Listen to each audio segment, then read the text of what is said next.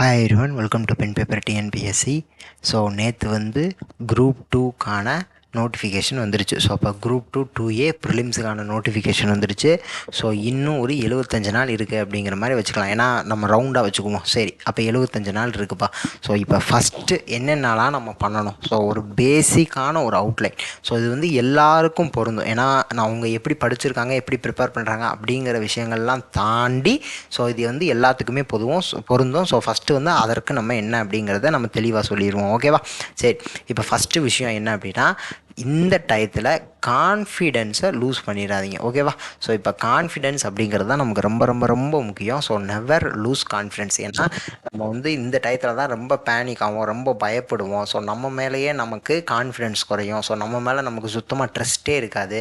அந்த பிலீஃப் அப்படிங்கிறது சுத்தமாக போயிடும். ஸோ அப்போ இந்த டயத்தில் நம்மளால் முடியும் அப்படின்னு நம்புங்க. ஏன்னா ஒரு சிலர்லாம் ரொம்ப ஷார்ட் ஸ்பேனில் படிச்சிருப்பாங்க. ஒரு 4 மாதம் தான் படிக்க ஆகிருக்கும், ஒரு 3 மாதம் தான் ஆகிருக்கும். ஸோ அப்போ அவங்களாம் ரொம்ப பயப்படுவாங்க. ஸோ அவங்களாம் தயவு செய்து பயப்படாதீங்க. ஸோ நம்ம பயப்படாமல் இருந்தால் தான் நம்மளோட பெஸ்ட்டை நம்மளால் கொடுக்க முடியும். ஸோ அதை முதல்ல மனசில் வச்சுக்கோங்க. ஸோ பயந்தான் எதுவும் ஆக போகிறதில்ல. அப்போ பயப்படாமல் இருக்கிறதுனால தான் நம்மளோட பெஸ்ட்டை நம்மளால் கொடுக்க முடியும். ஸோ அப்போ அதுக்கு தான் நம்ம ஃபுல்லாக ஃபோக்கஸ்டாக இருக்கணும். சரிப்பா, இப்போ ஃபஸ்ட்டு இந்த ஒரு 75 நாள் இருக்குது. ஸோ ஃபஸ்ட்டு விஷயம் மேக்ஸ் தான். ஏன் நான் மேக்ஸ் எப்பயுமே ப்ரியாரிட்டைஸ் பண்ணிக்கிட்டே இருக்கேன் அப்படின்னா, 25 கேள்வி கண்டிப்பாக நம்ம கையில் இருக்குது. ஸோ அவ்வளோதான். அதுக்காக தான் ஃபஸ்ட்டு மேக்ஸை சொல்கிறது. சரி, இப்போ இந்த 75 நாளில் டெய்லி ஒரு 15 கேள்வி போட்டோம் அப்படின்னா ஒரு நாளைக்கு அரை மணி நேரம் போதும். ஸோ அந்த 15 கேள்வி அப்படிங்கிறவங்க ஓரளவுக்கு நான் மேக்ஸ் கவர் பண்ணிட்டேன் அப்படிங்கிறவங்களுக்கும் சரி, நான் கண்டிப்பாக 25 கேள்விக்கு 24 கொஷின் போட்டுருவேன் அப்படிங்கிறவங்களுக்கும் சரி, இல்லை நான் இப்போ தான் படிச்சுக்கிட்டு இருக்கேன் அப்படிங்கிறவங்களுக்கும் சரி, ஸோ மினிமம் 15 கொஷின். ஓகேவா? ஸோ அதுக்கு மேலே இல்லை எனக்கு இன்னும் மேக்ஸ் தேவைப்படுது அப்படின்னா நீங்கள் இன்க்ரீஸ் பண்ணிக்கலாம். பட் இந்த 75 நாள் ஒரு 15 மேக்ஸ் கொஷின் அரை மணி நேரம் தான் ஆகும். ஏன்னா கடகடன் போடுறப்ப நமக்கு ஒரு 15 கொஷினை 20 நிமிஷத்துக்குள்ளே போட்டு ப்ராக்டிஸ் பண்ணணும். ஸோ அப்படி பண்ணிட்டோம் அப்படின்னா 20 நிமிஷம், அதற்கப்புறம் ஒரு 10 to 15 நிமிஷத்தில் அது எது தப்பு எது ரைட்டு அப்படிங்கிறத பார்த்து தப்பான விஷயங்களை நோட்ஸில் நம்ம ஏற்றிட்டு அதற்கடுத்து அதை நம்ம எப்படி இது பண்ணணும் அப்படிங்கிறத புரிஞ்சுக்கிட்டு நம்ம அடுத்த வேலையை பார்க்க போயிடலாம். ஸோ அப்படிங்கிறப்போ ஒரு ½ அன் ஹவரே போதுமானது. மிஞ்சி போனால் ஒரு 40 நிமிஷம், மிஞ்சி போனால் ஒரு 45 நிமிஷம், 3/4 மணி நேரத்துக்கு மேலே இந்த 15 கொஷினுக்கு வேலையே கிடையாது. இப்போ 75 நாள் 15 கொஷின் கிட்டத்தட்ட 1125 கேள்வி. ஸோ எல்லாமே ப்ரீவியஸ் இயர் கொஷின் தான் போட்டு பார்க்கணும். ஓகேவா? ஸோ நம்மளே மேக்ஸில் ப்ரீவியஸ் இயர் கொஷின் அவ்வளோ கொஷின் கொடுத்துருக்கோம். கிட்டத்தட்ட 100 வீடியோவுக்கு மேலே போயிடுச்சு. ஓகேவா? ஸோ அதெல்லாமே போட்டு பார்த்தாலே போதுமானதாக இருக்கும். சரி, இப்போ 1125 கொஷின் நம்ம போட்டு பார்த்துட்டோம் அப்படின்னா ஒரு 1000 கொஷின், ஒரு 1100 கொஷினுக்கு மேலே ப்ராக்டிஸ் பண்ணுவேன் கடைசி 75 நாளில். அதுவும் என்ன ப்ராக்டிஸ் பண்ணியிருக்கேன்? அந்த ப்ரீவியஸ் இயர் கொஷின் தான் ப்ராக்டிஸ் பண்ணியிருக்கான். டிஎன்பிஎஸ்சியில் கேட்கப்பட்ட கேள்விகளை தான் போட்டு பார்த்துருக்கான். அப்படிங்கிறப்ப ஸோ அவனோட அந்த இது எப்படி இருக்கும் அப்படிங்கிறத யோசிச்சு பாருங்கள். நீங்களே யோசிங்களேன். ஒரு சும்மா ஏதோ ஒரு 4 கொஷின் 5 கொஷின் ஒரு 10 கொஷின், ஒரு நாளைக்கு ஒரு 15 கொஷின், ஒரு நாளைக்கு ஒரு 20 கொஷின், ஒரு நாளைக்கு ஒரு 5 கொஷின் அப்படின்னு சும்மா ஏதோ ரேண்டமாக போட்டு பார்க்குறதுக்கும் ஏதோ கொஷினை போட்டு பார்க்குறதுக்கும் டிஎன்பிஎஸ்சியில் கேட்ட ப்ரீவியஸ் இயர் கொஷினை ஒரு 1125 கொஷின் போட்டு பார்த்துட்டு ஒரு எக்ஸாம் ஹாலுக்குள்ளே போகிறான் அப்படின்னா அவனுக்கு வித்தியாசம் இருக்குல்ல. ஏன்னா அவன் அந்த ஸ்டாண்டர்டில் கரெக்டாக இருந்திருப்பான். ஸோ 1125 கொஷினுமே டிஎன்பிஎஸ்சியில் கேட்ட கேள்வி. அப்போ எப்படி அங்கே திருப்பி இப்போ குரூப் 2 எக்ஸாமுக்கு ப்ரிலிம்ஸுக்கு எப்படி கேட்க போகிறாங்களோ அதே ஸ்டாண்டர்டில் அதே லெவலில் அந்த லெவலில் கரெக்டாக ப்ராக்டிஸ் பண்ணிவிட்டு உள்ளே போகிறப்ப அவனுக்கு டைம் மேனேஜ்மெண்ட் அப்படிங்கிற விஷயம் பயங்கரமாக இருக்கும். ஸோ எப்படி டைமை நம்ம மேனேஜ் பண்ணணும் அப்படிங்கிற அந்த விஷயம் கற்றுந்துருப்பான். ஸோ அதே மாதிரி எந்த லெவல் ஆஃப் கொஷினை எப்படி அப்ரோச் பண்ணணும், எதை ஸ்கிப் பண்ணிவிட்டு கடைசியாக பார்த்துக்கலாம், எதை இப்போயே போடணும், எதில் டைம் வேஸ்ட் ஆகும், எதில் டைம் கன்சியூம் ஆகும், எதில் நம்ம தப்பு பண்ணுறோம் அப்படிங்கிற எல்லா விஷயமுமே ஆட்டோமேட்டிக்காகவே அனலைஸ் பண்ணி புரிய ஆரம்பிச்சிடும். ஸோ அப்படிங்கிறப்ப இந்த ஃபஸ்ட்டு விஷயம் மேக்ஸுக்கு இதை நம்ம ஞாபகம் வச்சுக்கணும். ஓகேவா? ஸோ அப்போ ஃபஸ்ட்டு மேக்ஸ் தான். ஓகேவா? ஸோ ஃபஸ்ட்டு விஷயம் என்ன சொல்லியிருக்கீங்க? 1125 PYQ. ஓகேவா? ஸோ அதற்கப்புறம் தமிழ். ஸோ அப்போ தமிழ் அப்படிங்கிறப்ப டெய்லி ஒரு 3 to 4 மணி நேரம் தாராளமாக நம்ம ஸ்பெண்ட் பண்ணணும். ஸ்பெண்ட் பண்ணால் தான் நம்மளால் ஓரளவுக்கு அது முடிக்க முடியும். ஸோ இப்போ இந்த தமிழ் அப்படிங்கிறத பொறுத்த முடியும் ஃபஸ்ட்டு கம்ப்ளீட் ரிவிஷன். ஸோ நீங்கள் என்ன படிச்சிருக்கீங்களோ what you studied. So complete revision what you studied, அவ்வளோதான். ஸோ அப்போ ஃபஸ்ட்டு என்னெல்லாம் படிச்சிருக்கீங்களோ அதை முதல்ல ரிவைஸ் பண்ணி முடியுங்க. அதுதான் நமக்கு முக்கியமான வேலை. இல்லை நான் கடைசி ஒரு 30 நாளில் இல்லை ஒரு 25 நாளில் நான் படித்து முடிச்சிட முடியும் அப்படின்னா இப்போ இருக்குல்ல. ஸோ இப்போ கடைசி 25 நாளில் என்னால் ரிவைஸ் பண்ணிட முடியும்னு உங்களுக்கு நல்லாவே தெரியுது, ஒரு டெய்லி ஒரு 4 மணி நேரம் ஸ்பெண்ட் பண்ணுறது மூலிமா. அப்போ இப்போ இன்னும் ஒரு 40-45 நாள் இருக்குல்ல, இதுக்கு முன்னாடி ஒரு 45 நாள் இருக்குல்ல, அதில் அப்பப்போ எடுத்து ரிவைஸ் பண்ணி வைங்க. ஸோ அப்படி ஏன்னா தமிழ் நம்ம வந்து டச் விடாமல் இருக்கணும். ஸோ அதற்காக தான் இந்த இது சொல்கிறோம். ஸோ அப்பப்போ நீங்கள் ரிவைஸ் பண்ணி வச்சிங்க அப்படின்னா அந்த 25 நாளுங்கிறது ஆட்டோமேட்டிக்காக 10 நாள் ஆயிரும். ஏன்னா ஏற்கனவே இப்போ தானே நம்ம படிச்சிருக்கோம். ஸோ அப்போ அதுதான். ஸோ அப்போ இது ரொம்ப முக்கியமான விஷயம். ஸோ அப்போ ஃபஸ்ட்டு என்னெல்லாம் படிச்சிருக்கீங்களோ அது எல்லாத்தையும் ரிவைஸ் பண்ணி வைங்க. ஸோ அதுதான் நமக்கு முக்கியமான வேலை. ஸோ இதில் முக்கியமான விஷயம் நம்ம செய்ய வேண்டியது 6th to 10th நியூ புக்கும் ஓல்டு புக்கும், அது போக +1 +2 நியூ புக்கும், இது கண்டிப்பாக ரிவைஸ் பண்ணி தரோவாக ஸ்ட்ராங்காக வச்சுருக்கணும். ஸோ இன்னும் சொல்லணும் அப்படின்னா அந்த 6th to 10th new book, 6th to 10th old book, +1 +2 new book, இதை ஃபுல்லாமே நம்மளால் அட்லீஸ்ட் ஒரு 100 மணி நேரத்துக்குள்ளேயாவது ரிவைஸ் பண்ணுற அளவுக்கு நம்ம ஸ்ட்ராங்காக படிச்சிருக்கணும். ஸோ 100 மணி நேரம் அப்படிங்கிறது டெய்லி 5 மணி நேரம் படித்தோம் அப்படின்னா 20 நாளில் முடிக்கக்கூடியது. ஸோ அப்போ இந்த அளவுக்காவது நம்ம ஸ்ட்ராங்காக ரிவைஸ் பண்ணி வச்சுருக்கணும். ஸோ இன்னுமே நல்லா ஸ்ட்ராங்காக பண்ணணும். பட் அட்லீஸ்ட் நான் சொல்கிறேன் ஒரு லெவலுக்கு, இந்த லெவலுக்காவது நம்ம பண்ணியிருந்தோம் அப்படின்னா தான் இதுதான் பேஸ். ஸோ அப்போ இந்த தான் நம்ம ஃபுல்லாக கவர் பண்ணிட்டோம் அப்படின்னா இனி வரக்கூடிய விஷயங்களை, ஸோ +1 +2 ஓல்டு புக்காக இருக்கட்டும், +1 +2 புது சிறப்பு தமிழாக இருக்கட்டும், பழைய சிறப்பு தமிழ் புத்தகமாக இருக்கட்டும், அவுட் சோர்ஸாக இருக்கட்டும், ஸோ எதுனாலும் சரி நம்ம அதற்கான டயத்தை அதற்கு கரெக்டாக செலவிட முடியும். ஸோ அப்போ இந்த லெவல் வர்றதுக்கு நம்ம என்ன செய்யணும் அப்படிங்கிறத பார்த்துக்கோங்க. ஸோ ஃபஸ்ட்டு என்னெல்லாம் படிச்சிருக்கீங்களோ அதை முதல்ல ரிவைஸ் பண்ணுங்கள். ஸோ ஓரளவுக்கு படிச்சிருக்கேன், அரையும் குறையுமா படிச்சிருக்கேன் அப்படின்னு போகக்கூடாது. ஏன்னா அப்படி நம்ம ஓரளவுக்கு படிச்சிருக்கோம் அப்படின்னு இப்போ எக்ஸாம் ஹாலில் போனோம்னா கண்டிப்பாக நமக்கு 2 ஆப்ஷனில் ஏதாவது ஒரு ஆப்ஷனு டவுட் வந்துடும். ஸோ ஏவா பியா, ஏவா சியா, சியா டியா அப்படின்னு 2 ஆப்ஷனில் வந்து நிற்கும். ஸோ நிறைய கேள்வி தப்பாக போக வாய்ப்பு இருக்குது. ஸோ அப்போ தெரிஞ்ச கேள்வியில் கண்டிப்பாக தப்பு பண்ணவே கூடாது. ஸோ அப்போ என்னெல்லாம் படிச்சிருக்கீங்களோ அதை ஃபுல்லாக ரிவைஸ் பண்ணி வச்சுருங்க. இல்லை நான் படித்ததை பூரா எனக்கு ரிவைஸ் பண்ணுறதுக்கு டெய்லி ஒரு 4 மணி நேரம் நான் தமிழுக்கு ஸ்பெண்ட் பண்ணேன்னா எனக்கு அதை ரிவைஸ் பண்ணுறதுக்கே எனக்கு ஒரு 35 நாள் 40 நாள் ஆகும் அப்படின்னா இப்போயே ரிவிஷனை கூட ஆரம்பிச்சிருங்க. ஒரு 40 நாளில் ரிவைஸ் பண்ணி முடிச்சிருங்க. அதுக்கப்புறம் அந்த 40 நாளில் ரிவைஸ் பண்ணதை திருப்பி ஒரு 15 நாளில் ரிவைஸ் பண்ணிக்கோங்க. மீதி இருக்கக்கூடிய அந்த 15-20 நாட்களை மட்டும் புதிதாக படிக்கிறதுக்கோ, இல்லை நான் ஏற்கனவே அரையும் குறையுமா படிச்சிருக்கேன் அப்படிங்கிற அந்த மாதிரியான விஷயங்களை தரவாக்குறதுக்கோ நீங்கள் எடுத்துக்கலாம். ஓகேவா? சரி, அடுத்த விஷயம் என்ன அப்படின்னா ஜிஎஸ். ஸோ மேக்ஸ் முடிச்சாச்சு, தமிழ் முடிச்சாச்சு. ஸோ மேக்ஸில் முக்கியமான விஷயம் டெய்லி 15 கொஷின்னாலே 1100 கொஷினுக்கு மேலே, அதை சொல்லியாச்சு. தமிழை பொறுத்த முடியும் டெய்லி 3 to 4 மணி நேரம் கண்டிப்பாக ஸ்பெண்ட் பண்ணுங்கள். ஃபஸ்ட்டு என்னெல்லாம் படிச்சிருக்கீங்களோ அதை ஃபுல்லாக ரிவைஸ் பண்ணிடுங்க. 6th to new book, old book, +1 +2 new புக்கும் ரொம்ப ரொம்ப ரொம்ப முக்கியம். ஸோ அதை முதல்ல ரிவைஸ் பண்ணி வச்சுக்கோங்க. ஸோ சிறப்பு தமிழ்லையுமே உங்களால் எவ்வளோ தூரம் படிக்க முடியுமோ அந்த அளவுக்கு ரிவைஸ் பண்ணி வச்சுருங்க. ஸோ அதற்கப்புறம் மிச்சம் மீதி இருக்கிறத நம்ம அதுக்கு அடுத்த ஸ்டெப்பில் பார்ப்போம். ஸோ இதுதான் ஃபஸ்ட்டு ஸ்டெப். இதை நம்ம முடிச்சுட்டு தான் நம்ம அடுத்த வேலை பார்க்கணும். ஸோ அதற்காக தான் இப்போ திருப்பி சொன்னது. ஸோ புக்குன்னு சொல்கிறேனே தவிர அட்டெல்லாம் படிக்கணும் அப்படிங்கிற அவசியம் இல்லை. நம்ம சிலபஸில் என்ன இருக்கோ, நமக்கு என்ன தேவையோ, என்ன கேட்க போகிறாங்களோ அதை மட்டும் நம்ம படிச்சுக்கிட்டா போதுமானது. ஓகேவா?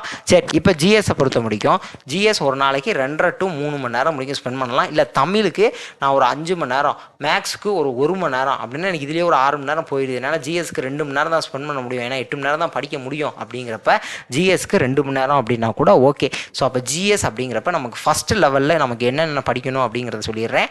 Polity, INM, unit 6. ஸோ அந்த யூனிட் 6 அப்படிங்கிறப்ப நமக்கு ஹிஸ்ட்ரி. ஸோ ஹிஸ்ட்ரி அப்படிங்கிறப்ப ஐஎன்எம்லேயே majority of the topics cover ஆக போகுது. அது போக நமக்கு தமிழ்லேயே யூனிட் 6 வந்துட போகுது. ஸோ அப்போ யூனிட் 6ல் மெஜாரிட்டி ஹிஸ்ட்ரியிலையும் தமிழ்லையும் நமக்கு வந்துட போகுது.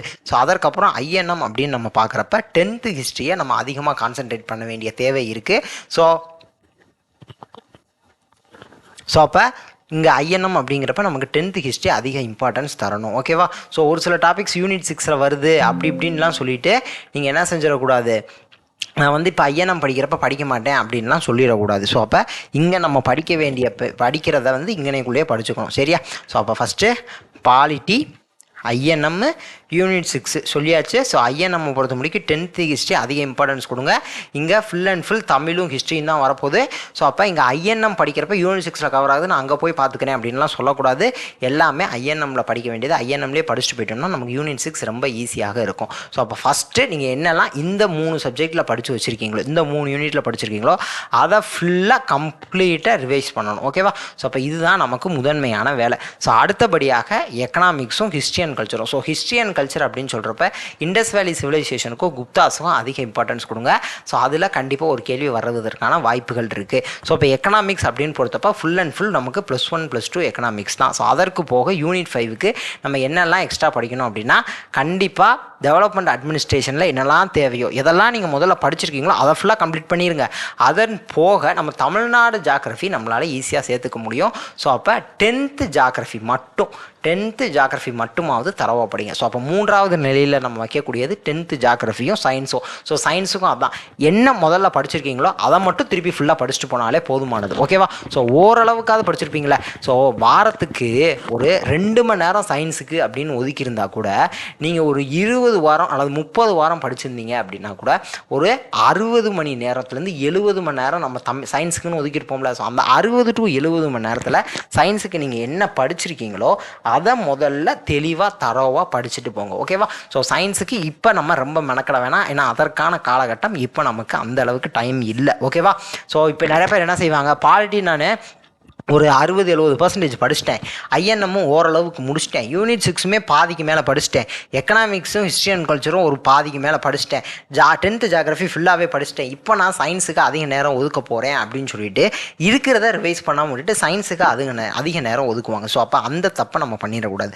கம்ப்ளீட்டாக எதெல்லாம் படிச்சிருக்கோமோ அதெல்லாம் ரிவைஸ் பண்ணணும். அப்போ தான் நம்ம எந்த கேள்வியிலையும் நமக்கு தெரிஞ்ச கேள்வியை தப்பு பண்ணாமல் எழுத முடியும். ஸோ அதே நேரத்தில் எல்லாருக்கும் ஈஸியாக இருக்கக்கூடிய கேள்வியை நம்ம கண்டிப்பாக தப்பு பண்ணவே மாட்டோம். ஸோ அப்படி இருந்தால் தான் நம்ம காம்படிஷனை விட்டு வெளியே வராமல் இருப்போம். ஸோ அப்போ அதெல்லாம் நம்ம மனசில் வச்சுக்கிட்டு தான் நம்ம அடுத்தடுத்து புதுசாக படிக்கக்கூடிய விஷயங்களை நம்ம பண்ணணும். ஸோ ஃபஸ்ட்டு இந்த 75 நாள் அப்படிங்கிறது புதுசாக படிப்பதற்கான நேரம் அப்படிங்கிறது கிடையவே கிடையாது. அதை மைண்ட் செட் பண்ணிக்கோங்க.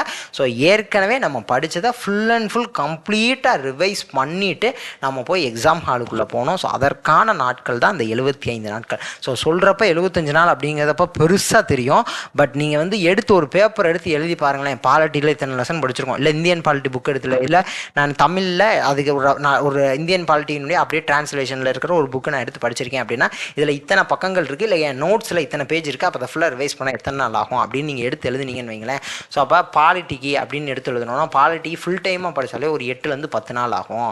அப்படி தான் நமக்கு வரும். ஏன்னா நம்ம பார்த்து நீங்கள் வந்து இப்படியே மனசில் இது பண்ணுறப்ப தெரியாது, உங்கள் நோட்ஸையோ இல்லை நீங்கள் படித்த புக்கையோ எடுத்து பார்க்குறப்ப தெரிஞ்சிடும். ஸோ இப்போ 10th ஜாகிரஃபி படிக்கிறதுக்கு ஃபுல் டைமாக படித்தா குறைஞ்சது ஒரு 3 நாளாவது ஆகும். சயின்ஸ் நம்ம ஓரளவு தான் படிச்சிருக்கோம், அப்போ அதுவும் நான் ரிவைஸ் பண்ணி கொஞ்சம் நாள் ஆச்சு, ஒரு 2 மாதம் ஆச்சு, 3 மாதம் ஆச்சு. அப்படிங்கிறப்ப சயின்ஸ் நான் படித்ததை மட்டும் படிக்கிறதுக்காக ஒரு 2 நாள் தேவைப்படும். ஸோ இப்போ எக்கனாமிக்ஸை பொறுத்த முடிக்கும் நான் +1 +2 எக்கனாமிக்ஸ் ஓரளவுக்கு கவர் பண்ணியிருக்கேன். பட் அதெல்லாம் திருப்பி படிக்கணும் அப்படின்னா கண்டிப்பாக ஒரு 5 to 6 நாள் ஆகும். ஸோ அதே மாதிரி ஐஎன்எம் பொறுத்த முடிக்கும் நான் 10th ஹிஸ்ட்ரியும் +2 ஹிஸ்ட்ரியும் ஓரளவுக்கு கவர் பண்ணியிருக்கேன். அவுட் சோர்ஸும் கொஞ்சம் படித்து வச்சிருக்கேன். குரோனாலஜிக்கல் ஆர்டர், அதாவது காலகட்டம் வரிசையாக என்கிட்ட நோட்ஸ் இருக்குது, நான் பக்காவாக இருக்கேன் அப்படின்னா கூட எனக்கு ஒரு 3 to 4 நாள் அப்படிங்கிறது எனக்கு கண்டிப்பாக தேவைப்படும். ஸோ அதன் போக யூனிட் 6ல் தமிழ்லையும் ஐஎன்எம்லையும் கவர் பண்ணாதது தவிர ஸோ இந்த ஆர்கியாலஜி, திருக்குறள், இது திருக்குறள் அப்படிங்கிறப்ப நமக்கு இதில் வரப்போகுது. ஸோ அப்போ இந்த ஆர்கியாலஜி இந்த மாதிரியான விஷயங்கள்லாம் நான் எக்ஸ்ட்ரா படிச்சிருக்கேன். எனக்கு அதற்கு கண்டிப்பாக ஒரு 2 to 3 நாட்கள் ஆகும். அப்படின்னா பாருங்களேன். ஸோ ஃபுல் டைமாக சொல்கிறேன், ஒரு நாளைக்கு 8 மணி நேரம் படிக்க போகிறேன் அப்படின்னா அந்த 8 மணி நேரத்துலையும் இதை மட்டும் படித்தா கூட, ஸோ வேணும்னா ஒரு 7 மணி நேரம் அப்படின்னு வச்சுக்கலாம், மேக்ஸ் மட்டும் 1 மணி நேரம், தமிழ் நான் அதற்கப்புறம் ஜிஎஸ் முடிச்சுட்டு தமிழ் படிக்கிறேன் அப்படின்னு எடுத்துக்கிட்டா கூட. ஸோ ஒரு உதாரணத்துக்கு சொல்கிறேன், அப்படி பண்ண வேணால் 3 சப்ஜெக்டையுமே சேர்த்து கொண்டு போங்க. பட் இருந்தாலும் நான் இப்படி சொல்கிறேன், ஒரு இதற்காக சொன்னால் கூட இங்கே ஒரு 15 நாள் ஆகுது, இங்கே ஒரு 12-13 நாள் ஆகுது, அப்போ இதுக்கே 28 நாள் ஆகுது. நான் ஓரளவுக்கு தான் எல்லா யூனிட்டும் கவர் பண்ணியிருக்கேன்.